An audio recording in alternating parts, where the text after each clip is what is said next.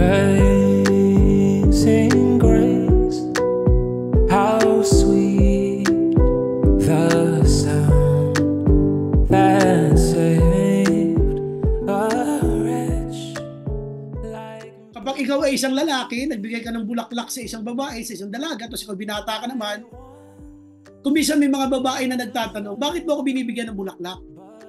Kumisan ang politiko, pagka nagbigay ng maganda, halimbawa ay nagpunta sa barangay, nagbigay ng 5 bola ng basketball, minsan ang tanong agad ay, ba't kaya ito ginagawa ni congressman?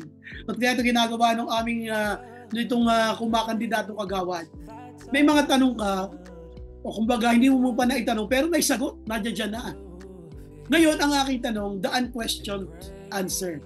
May sagot si Lord sa hindi mo naman itinatanong. Alam niyo ba na si Lord ay may mga sagot na binigay sa atin sa mga bagay na hindi naman natin tinanong. So the unquestioned answer.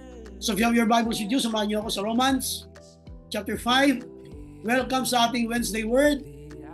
Romans chapter 5. Therefore, since we have been justified through faith, dahil tayo ay pinawalang sala sa magitan ng pananampalataya, we have peace with God through our Lord Jesus Christ, through whom we have gained access by faith into this grace, in which we now stand, and we boast in the hope of the glory of God. Verse 3, not only so, but we also glory in our sufferings, because we know that suffering produces perseverance, perseverance, character, and character, hope. And hope does not put us to shame, because God's love has been poured out into our hearts through the Holy Spirit who has been given to us. You see, just the right time, just at the right time, when we were still powerless, Christ died for the ungodly. Very rarely will anyone die for a righteous person, though for a good person, someone might possibly dare to die. Verse 8, but God demonstrates His own love for us in this, while we were still sinners, Christ died for us. So ito yung sinasabi ko na ang sagot na hindi itinanong. Ibig sabihin, sabi kasi ng Bible, nung tayo mga makasalanan pa, si Jesus ay namatay na para sa atin. Naitanong mo ba yun? Siya yung kasagutan. Sapagkat ang buhay ng tao mapapariwara kapag hindi niya kilala si Lord. Dear God, we thank you for tonight. Salamat po sa iyong mga salita, Panginoon, aming pong pag-aaralan. Thank you for making us available and helping us to choose to be available tonight. At salamat, Panginoon, sa iyong mga salita na aming pag-aaralan. Mangusap po kayo sa puso namin, manguna kayo, Panginoon. Paunawa mo sa amin ang iyong mga salita ngayong gabi at maintindihan namin ang pinakadahilan ng buhay na inialay mo sa krus, sapagkat kung maunawaan namin ito, Panginoon, hindi kami mangingimi, Panginoon, na lumapit sa iyo sa panahon ng aming mga pangangailangan at kagipitan. Thank you, Lord, for saving our souls. For tonight, Lord, speak to us. Mangusap kayo, Panginoon, sa aming mga puso. Salamat sa iyong banal na Espiritu, Ama. Ito po aming dalangin sa pangalan ni Jesus. Amen, amen. Hindi ba na itanong, Lord, ba't ka po namatay para sa akin? And yet we know that Jesus was the answer to this life. Alam mo si Lord ang kasagutan sa buhay nito. Pero hindi natin tinanong, bakit mo ka, Lord, namatay para sa akin? Ang makikita mo na lang sa kasaysayan ng Biblia at sa buhay na kinalalagyan natin ngayon, si Jesus ang kasagutan, wala nang iba. At bilang siya na tagapagligtas, inialay niya ang buhay niya sa krus upang tayo ay hindi na mapahamak sa impyerno ng apoy, magkaroon ng buhay na walang hanggan. At alam din natin ang sabi ng Bible, sa bawat pagsubok na dinadaanan natin, ang Diyos ang ating kaagapay at siya yung ating kasagutan na bilang katugunan. Hindi mo man lang naitanong, Lord, paano ka po naging sagot sa buhay ko? Lord, paano ka po naging kasagutan sa aming mga tao? Ang hindi na itanong na kasagutan. Mayroon kasing word na pinag-uusapan. First word ay yung demonstration. Tapos, ang second word ay justification. And then, ang third word ay reconciliation. Alam niyo, pag naintindihan niyo itong tatlong bagay na ito, hindi ka mahihiyang lumapit sa Diyos. Pag naintindihan mo itong bagay na ito, hindi ka mag-aalinlangan na ikaw ay tutulungan ng Diyos. Kailangan kasi maintindihan natin kasi Wednesday word na yon, we want to be encouraged sa ating sitwasyon, lalo-lalo na kung meron kang mga issue ng pananalapi, issue ng kalusugan, issue ng alalahanin sa buhay. Marami tayong yan. Kaya lang, pag naintindihan mo itong pag-uusapan natin ngayon, titibay yung pananampalataya mo, lalakas ang loob mo, lalo ka magkakaroon ng kumpiyansang lumapit sa Diyos sapagkat ang Panginoon ay hindi ka pala talaga niya pinabayaan maging nung umpisa pa man ng iyong buhay. Bakit natin pag-uusapan to? Alam niyo, sabi ng Bible, ang Diyos ay namatay sa panahon tayo'y mahihina pa. Sinabi rin ng Bible na tayo ay kanyang iniligtas sa krus sa mga panahon na tayo'y mga makasalanan pa. Romans 5:8. Please open your Bibles. Verse 8. But God demonstrates His own love for us in this. Sabi niya ha, but God demonstrates His own love for us in this. Sabagat ipinakita ng Diyos ang kanyang pag-ibig sa atin nung panahon, sabi ng Bible, nang tayo mga makasalanan pa. While we were still sinners, Christ died for us. Ano sabi yan? But God demonstrates. May demonstration na pinag-uusapan dito. So ang tanong uli ngayong gabi ay bakit natin kailangan pag-usapan yung demonstration ng pagmamahal ng Diyos? Would you imagine, hindi mo pa kilala ang iyong mapapangasawa, hindi mo pa alam kung ano ang iyong itsura ng iyong magiging anak, hindi mo alam kung ano magiging takbo ng buhay mo sa mundong ito. Nung panahong makasalanan ka pa, namatay na siya para sa iyo. Anong kay mo? Yun eh. Anong karapatan mo? Anong meron ka para gawin ng Diyos sa iyo yun? Wala lang. Basta nabasa na lang natin ngayon sa Bible na nung ako'y makasalanan pa, nung hindi pa ako born again, nung hindi ko pa siya kilala, namatay siya para sa akin. O ngayon, hindi mo man lang tinanong, bakit siya namatay para sa iyo? When was the last time you asked God, Lord, why did you die for me? You just accepted the answer. Tinanggap mo lang na siya ang sagot sa buhay na ito. Tinanggap mo lang na siya ang kasagutan sa buhay ng makasalanan sapagkat siya yung magliligtas sa iyo mula sa kasalanan patungo sa buhay na walang hanggan. Basta ang alam mo lang, si Jesus ang kasagutan. Wala kang itinanong. Ano yun? Deserving mo? Ano, deserving mo ba talaga na ikaw ay maligtas? Hindi ka man lang nagtanong. Parang ano yan eh, parang yung tatay mo, dumating ng bahay, may dalang balot. May dalang balot. 5 balot. Ha? Walang tanong-tanong. Di ba? Nakita mo, nakalagay sa table, walang tanong-tanong, binalata mo yung 3. Walang tanong-tanong, basta binalata mo yung 3. Kahit walang asin yan, kahit walang suka, kinain mo yung 3. Bakit? Bakit mo nasabing para sa'yo yun? Pwede namang sa kay misis yun. Pwede naman sa ibang kapatid mo. Minsan may nagiging arugante tayo sa harapan ng Diyos. Wala ka nang utang na loob sa Diyos na hindi ka pa nga nagpasalamat sa Kanya. You have to thank God because at the time na papunta ka ng impyerno, iniladlad niya ang kanyang buhay na dumanas lahat ng hirap doon sa krus ng Kalbaryo. Kaya kung nakita mo yon na grabe si Lord, hindi ko pa siya kilala. Nagpakita na ng pagmamahal sa akin. Hindi mo ba hangaan ng Diyos na yan? Hindi mo ba mamahalin ng Diyos na yan? Hindi mo ba paglilingkuran ng Diyos na yan? Hindi mo ba pasasalamatan ng Diyos na yan? Noong panahon hindi mo pa siya kilala, namatay na siya para sa iyo. When you were still a sinner, Christ died for us. Siya'y namatay nung sa panahon tayo yung mga makasalanan pa. So, ibig sabihin, anong ginawa natin? Basta tinanggap na lang natin. Ganun ba? Namatay siya, okay. Ganon. Wala tayong man lang, ay, napakabait talaga ng Panginoon. Salamat talaga sa Diyos kasi nung panahon hindi ko pa siya kilala, namatay siya para sa akin. Wala tayong ganun pa sa salamat. Masyado tayong para mga deserving, feeling deserving. Dito gusto ko lang buksan ng diwa ninyo na alamin mo naman bakit siya namatay para sa iyo. Kasi pag natuklasan mo bakit siya namatay para sa iyo, hindi ka matatakot lumapit sa Diyos sa iyong mga pangangailangan. Kasi pag natuklasan mo bakit siya namatay para sa iyo, hindi ka mag-aalinlangan sa iyong mga dalahin na ilalapit sa Kanya. Kasi nung panahon nga na hindi mo pa siya kilala, nagpakita na siya ng pagmamahal sa iyo. Di lalo na ngayon na born again ka, tinanggap mo siya sa puso mo, mas lalo ka magkakaroon ng kumpiyansa, makakatawag ka sa Kanya ng Abba Father, makakatawag ka sa Kanya ng Ama, Ama ko. So dito, ang gusto ko lang pansinin ninyo ay, nung panahong tayo makasalanan pa, at the time when we were still bound to hell, nung panahong ikaw ay papunta ng impyerno, namatay siya para sa iyo. Hindi lamang niya sinabi na mahal kita, kundi iniladlad niya ang kanyang buhay sa krus ng Kalbaryo. Kumbaga, naladlad ang kanyang kahihiyan. Bakit ito sinabing naladlad ang kanyang kahihiyan? Alam mo ba natin ang sabi ng Bible, di ba? We all know what the Bible says.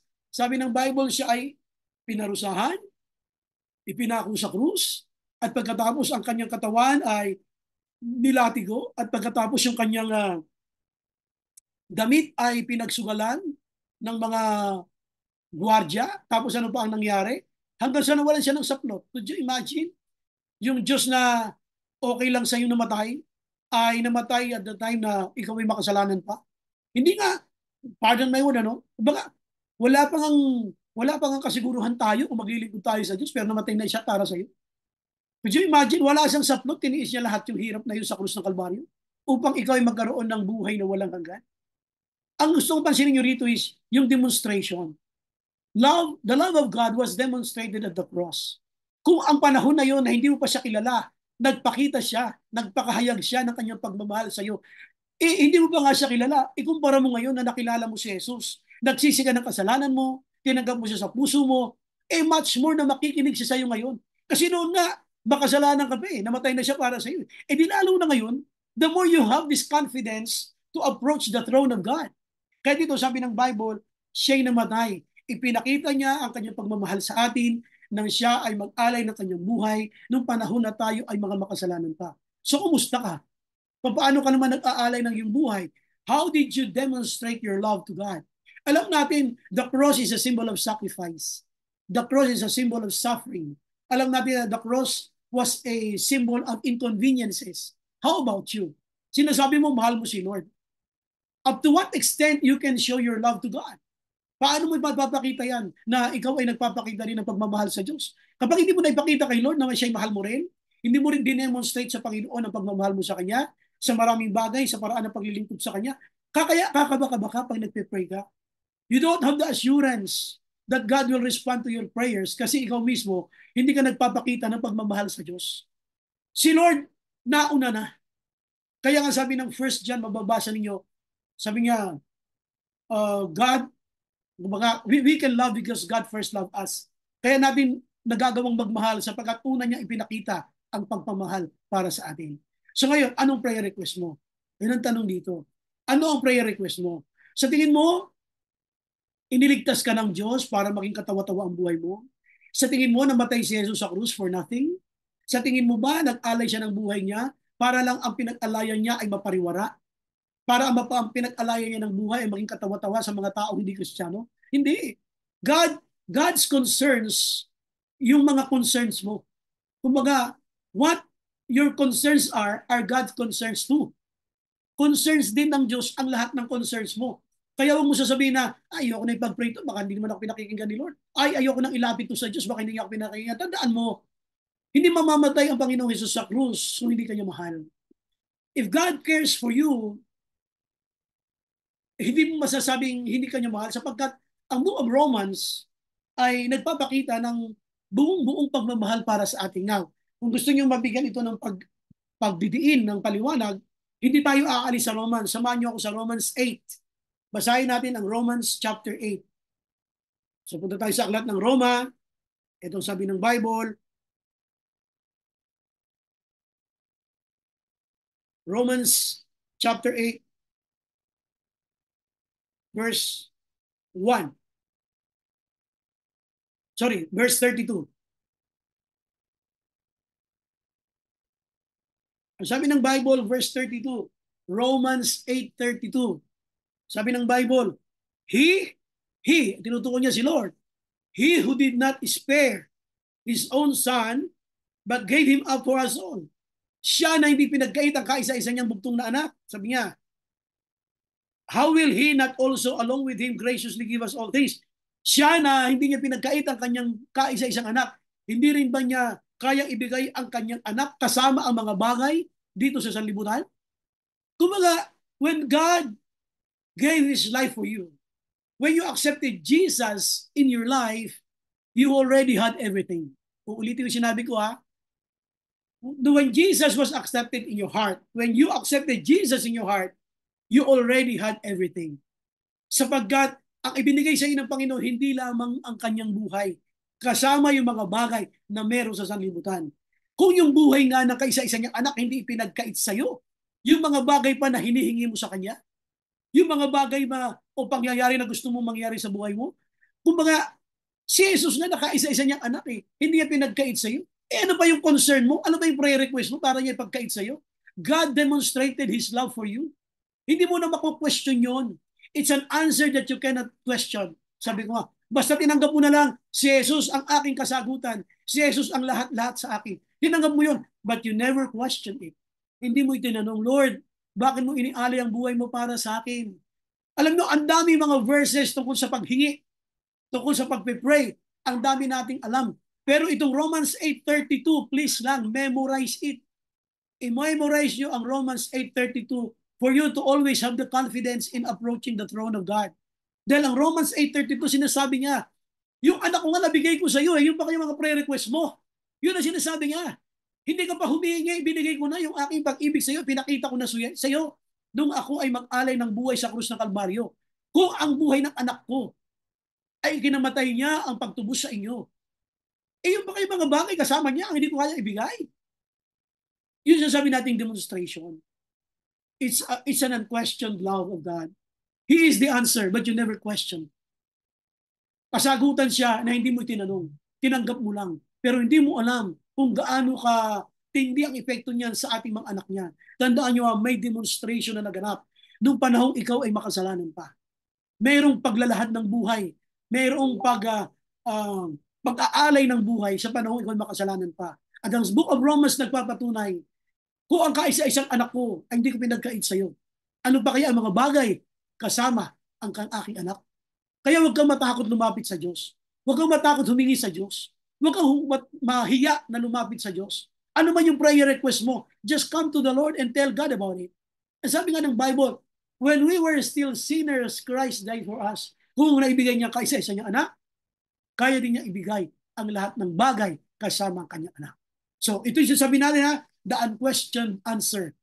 Hindi mo yan tinanong, pero siya ang kasagutan. So, may pinag-usapan ditong demonstration. Number two, punta natin yung Romans 5:6. Ito yung scripture reading natin kanina. Romans 5:6. Sabi ng Bible sa Romans 5:6, you see? Sabi niya, you see? At just the right time when we were still powerless, Christ died for the ungodly. Ano sabi niya? Nakita niyo? Sabi niya, ayon sa takdang panahon, nang tayo'y mga mahihina pa, siya ay namatay, si Kristo ay namatay para sa mga makasalanan. Tapos ang sabi dito ng Bible, sa verse 9, tingnan niyo yung verse 9 binasa natin, verse 6, tingnan niyo yung verse 9. Since we have now been justified, kaya may justification since we have now been justified by His blood, how much more shall we be saved from God's wrath through Him? So sinasabi niya, tayo ay kanyang pinawalang sala. Kumbaga, justified by faith. Tayo ay makasalanan. Pakinig kayo mabuti, importante ito. Tayo ay iniligtas ng Panginoon sa krus ng Kalbaryo. Okay? Ngayon, nung siya'y namatay, naalala nyo nung sinabi ng Bible na ama ko, bakit mo ako pinabayaan? Naalala nyo yun? Nung sinabi niya yun na ama ko, bakit mo ako pinabayaan? Ang sabi ng mga Bible scholars, nung dala-dala ni Jesus ang kasalanan ng sanlibutan, halos hindi siya matingnan ng ama sa kanyang karumihan. Dahil dala-dala niya ang kasalanan ng sanlibutan. Habang tayo kanyang tinutubos doon, samantalang siya nakapako sa krus, hindi matingnan halos ng ama ang kanyang anak na banal, na ngayon ay tutubusin tayo sa kasalanan. Ngayon na sinasabi ng Bible, ng banal na kasulatan, ay tayo bilang kanyang mga anak, ay halos hindi makita ng Diyos yung kaluwalhatian ng kanyang anak. Ang nakikita niya ay ang karumihan ng sanlibutan na nadala-dala niya sa krus. Kaya tuloy si Jesus, nawika niya, nabanggit niya, nasabi niya, ama ko, bakit mo ako pinabayaan? Now, namatay si Jesus. Ang sabi ng Bible, it is finished. Ikaw na makasalanan, makinig ka mabuti ikaw na makasalanan, ikaw ay pinawalang sala ng Diyos sa krus ng Kalbaryo. Kaya alam mo ba bakit kailangan mong kilalanin ang kamatayan ni Jesus sa krus? Bakit kailangan kilalanin ang kamatayan? Dahil nakaranas tayo ng kapatawaran dahil sa Kanya. Nobody can come to the Lord Walang sino man naging karapat-dapat, maging sino man tao na pwedeng lumapit sa Diyos. Lahat tayo ay hindi nakarating doon sa kaluwalhatian ng Diyos. We all came short to the glory of God. Kaya nga, ang kailangan mong gawin, nung namatay si Jesus, kumbaga tayo mga makasalanan, pinawalang sala ka na, alang-alang kay Jesus na namatay sa krus ng Kalbaryo. So, ngayon, anong gagawin mo? Kilalanin mo yung ginawa ni Jesus sa krus, at dahil doon pinawalang sala ka. Tanong, ano ba ang kahulugan ng pagpapawalang sala sa akin? Tandaan nyo, hindi ka makakalapit sa Diyos, hindi ka makakapanalangin, hindi ka makakapagsabi ng iyong mga prayer request kung hindi ka patatawarin ng Diyos sa iyong mga kasalanan.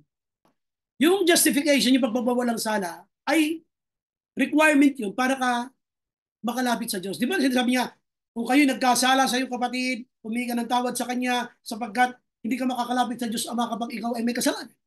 So, ganun din ang ginawa ng Diyos. Lahat tayo, nung tayo ay tinubos ni Kristo sa krus, nung siya mamatay, we were justified. Kahit makasalanan pa tayo, pinawalang sala ka na, alang-alang kay Kristo na namatay. Ngayon, anong gagawin natin?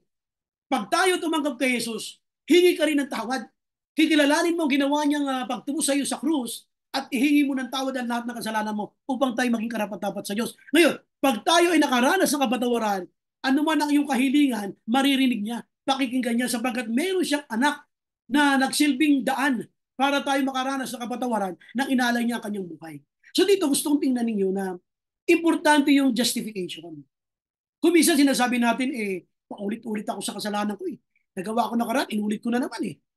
Well, ganun talaga ang pakiramdam natin sa pagkatayo-tao. Pero, tandaan nyo, tayo'y tinubos na ni Jesus. Pinawalang sala ka na niya. Ang kailangan natin gawin, kilalanin mo yung namatay sa krus.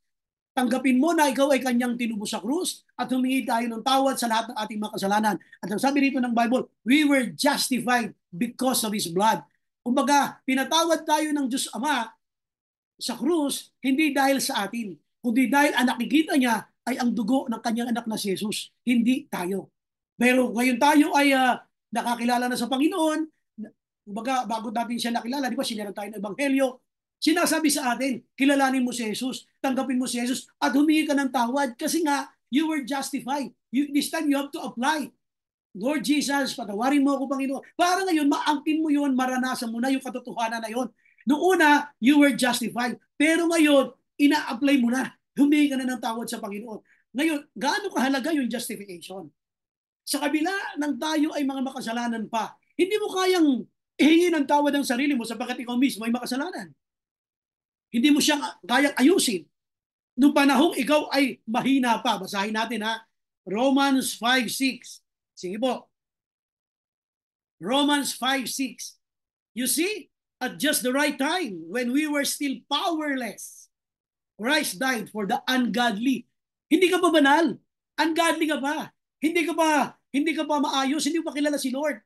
Pero nung panahong mahina ka pa, hindi mo kaya humingi ng tawad kasi mahina ka nga eh. Kailangan merong Jesus sa'yo, may banal na Espiritu sa'yo na mangungusap para makahingi ka ng tawad sa Diyos. Nung panahon wala pa. Pero namatay na si Jesus para sa'yo kasi hindi mo nga kaya. Nung ikaw ay tumusin ni Lord sa krus ng Kalbaryo, tayo ay nakaranas ng kapatawaran. So, nung ikaw ay nakaranas ng kapatawaran, ngayon nakilala mo siya. Kumbaga, binahagi sa iyo na tayo pinatawad sa ating mga kasalanan. You have to apply it. Kaya kailangan mong hinang tawad, kilalanin mo ginawa ni Jesus sa krus upang makalapit ka sa Diyos. Upang makalapit ka sa Ama. Kasi hindi ka makakarating sa Ama kung hindi ka dadaan sa Kanya. Kaya meron justification. So sana maintindihan nyo dito na paglalapit tayo kay Lord, huwag kang siga. Na para mga, Lord, penga ako ng ganito, Lord, penga ako ganyan. Pag di binigayan, di na ako atin. Ganon. Minsan ang tatapang natin pag lumalapit tayo sa Diyos eh. We were just justified. Tandaan nyo pinawalang sala ka lang kasi may pumadrino, si Jesus. Pinawalang sala ka lang ng Diyos kasi merong namatay para sa'yo. Paano kung wala si Jesus? Tingin nyo makakalapit tayo sa Diyos? Hindi. That's why you have to be grateful to Jesus that He died for you. Lord, thank you talaga. Kasi nandyan po kayo. Tingin nyo merong tutubo sa atin sa krus ng Kalbaryo? Hindi lahat tayo mapunta ng impyerno. Anong prayer ngayon ang pakikinggan ng Diyos? Hindi mo kilala si Jesus? Anong prayer ngayon ang ilalapit mo sa Diyos? Hindi ka nga mapatawad dahil hindi mo alam pa paano gagawin mo. We thank God, nung panahon mahina ka pa, hindi mo pa kaya humingi ng tawad, hindi mo pa kaya kilalanin ang kasalanan mo, meron nang umako si Jesus. So nung namatay siya sa krus ng Kalbaryo, ikaw naman bilang Kristiyano, Lord, salamat po, Panginoon. I-apply mo na ngayon yan, kilalanin mo siya, humingi ka ng tawad sa Kanya. At dahil doon, nakakalapit ka na ngayon sa Diyos Ama. So yun ang role ng justification. Sana tayo, ilalapit tayo sa Panginoon. Be grateful to God because we can always come to Jesus. Tandaan nyo ha, ang ipinako sa krus ay hindi tao. It was Jesus Christ. It was the Lord. Siya ang ipinako sa krus. Kaya sana, ilalapit tayo sa Panginoon, tandaan nyo na, wow, kung nung panahon hindi pa ako nakakakilala sa Kanya, pinatawad na niya ako. Lalo na ngayon, pag ngayon Kristiyano na ako, nagkakamali ako, mas lalo niya ako patatawarin pag hingi ako ng tawad. Alam niyo ang problema kasi sa ating mga Kristiyano, minsan nahiya tayong lumapit sa Diyos pag marami na tayong kasalanan. Nahiya tayong lumapit. Bakit? Tingin natin hindi tayo patatawarin. Tandaan niyo ha, hindi niyo pa nga kilala si Lord, pinatawad ka na niya eh. Pati yung mga kasalanan gagawin mo pa in the future, pinatawad na niya eh. Pag dumating yung panahon na yun, kikilalanin mo lang yun at ikaw makakaranas ng ganap na kapatawaran. Pero dito, sana ma-appreciate ko yung justification. Noong mga panahon hindi mo pa kaya humingi ng tawad, ang Diyos na umako para sa iyo. Nung nakilala mo si Jesus, ngayon i-apply mo yun, Lord, patawad po. At least, di ba? Paano kung walang Jesus? Hindi ka makakalapit sa Ama. Kasi nakikita niya sa'yo kasalanan, pero merong Jesus na manamatay para sa atin. We were justified. Every time na lalapit tayo sa Panginoon. Kaya nga ang prayer, di ba kayo nagtataka? Why prayer always ended in the name of Jesus? Tandaan nyo ha, ang ipinako sa krus hindi Holy Spirit. Ang ipinako sa krus si Jesus. That's why when you come to God the Father in the name of Jesus. Tatapusin mo lagi sa pangalan ni Jesus sapagkat si Jesus ang ipinako at hindi ka makakarating sa Ama nang hindi ka dadaan sa Kanya. So, kaya ang makikita mo dito, Lord, salamat po sa justification. Na-justify ako dahil sa iyo. Ngayon, habang tayo nabubuhay dito sa lupa, yung banal na Espiritu nananahan sa atin. Habang siya nananahan sa atin, siya nagbibigay sa iyo ng guide into all truth, siya nagbibigay sa iyo ng mga bagay na katotohanan, siya nagbibigay siya ng bunga ng Espiritu, lahat ng mga bagay na mali, magkukontroli ka ng banal na Espiritu, anak, mali yan, anak, ituloy mo yan. Yun siya yung may promptings ng banal na Espiritu. Pero when it comes to prayer, hindi ka mo kailangan mag-pray sa Holy Spirit kasi hindi Holy Spirit ay pinako. You pray to God the Father in the name of Jesus. Sabi nga, hindi ka makakarating sa Ama nang hindi sa pamamagitan. Okay, paano kung binanggit ko si Holy Spirit sa prayer? Wala naman sinabing kasalanan yon. Pero sinasabi lang natin yung tamang doctrine ng Bible. Walang sinabi sa Bible na mali tumawag sa Holy Spirit. Hindi naman binanggit ng Bible na mali yun. At sinasabi lang natin, you come to God the Father through His Son. Okay, so ulitin natin, God justification, una yung demonstration. Now, punta tayo sa pangatlo. Puntahan natin yung verse 5. Verse 5. So verse 5, ito yung sabi ng Bible, Romans 5 verse 5. And hope, yung pag-asa, and hope does not put us to shame. Kumbaga, yung pag-asa natin kay Kristo, hindi kanyan hihiyain. Because God's love has been poured out into our hearts through the Holy Spirit. Sino yung naglagay ng pag-ibig sa puso natin? Sino yung pumuno? Ang banal na Espiritu who has been given to us. Ibinigay sa atin ang banal na Espiritu pagkatapos mong tanggapin si Jesus. Ngayon, puntahan natin yung verses 10 and 11. Dito pa rin ha, Romans 5, 10 and 11. Ito sabi ng Bible, For if, while we were God's enemies, kahit nung sa panahon pa, na tayo mga kaaway ng Diyos, for if, while we were God's enemies, we were reconciled through Him. Nakita nyo? We were reconciled to Him through the death of His Son. How much more, having been reconciled, shall we be saved through His life? So, ang sinasabi niya dito, nung mga panahon kaaway pa tayo ng Diyos. Dahil namatay si Jesus sa krus ng Kalbaryo, tayo na mga makasalanan ay naipagkasundo sa Diyos. We were reconciled to the Father. Kaya huwag kang matakot lumapit sa Diyos. Kahit gano'ng kadami ka na kasalanan mo, lapit lang. Kasi nung nga panahon, kaaway ka pa nga niya noon, hindi ka pa niya anak eh. Hindi ka pa born again eh. Ang Diyos natin, ang Diyos Ama natin, sa pamamagitan ng kanyang anak na si Jesus na binigay niya upang tutubos sa atin, tayo ay kanyang ipinagkasundo tayo ni Jesus, ang mga taong mga makasalanan sa Diyos na banal. Kaya nung tayo ay maipagkasundo, anong sabi niya? Naganap na. It is finished. Nung mamatay siya sa krus ng Kalbaryo, ang taong makasalanan can now approach the throne of God because of Jesus. Napansin niyo, kung mababasa niyo sa Gospel, sabi ng Bible, nung siya ay malagutan ng hiniga, nahadi ang kurtina sa templo. Nahadi yung kurtina sa templo. Bakit? Yung kasi yung templo na yon, yung kasi yung tinatawag na Holy of Holies, na pumupunta doon para makapagdasal sila, ang pumupunta doon sa saserdote lamang. At ang saserdote, dapat para makalapit sa Diyos Ama, meron siyang papatayin na tupa, o kaya isang malusog na tupa, malusog na kambing, o usa. At yung kanyang kakatayin na yon ay titigis ang dugo nun, at pagkatapos ay susunugin, magsisilbing masamyong handog. Ngayon, ano ang punto? Sabi ng Bible, ang kabayaran ng kasalanan ay kamatayan. Ang kabayaran ng kasalanan ng tao ay ang kamatayan ng hayop na ito.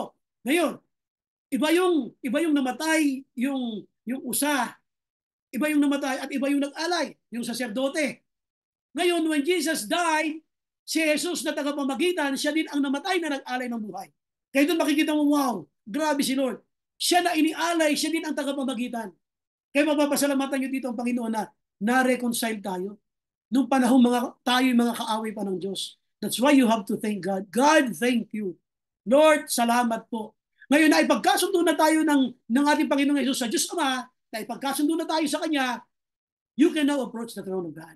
Makakalapit ka na ngayon sa Diyos Ama. Kaya dito mapapansin ninyo na huwag kang matakot na lumapit sa Diyos. Huwag kang nahihiya na lumapit sa Panginoon. Kung meron kang mga prayer request, sinabi niya, humingi tayo ng tawad. Sapagat ang Diyos naman natin ay tapat at banal na tayo patatawarin. So anong punto natin dito sa ating Wednesday Word? Dito sa ating Wednesday Word, you were reconciled with God. Na ipagkasundo ka na ni Jesus sa Diyos Ama nung siya mamatay.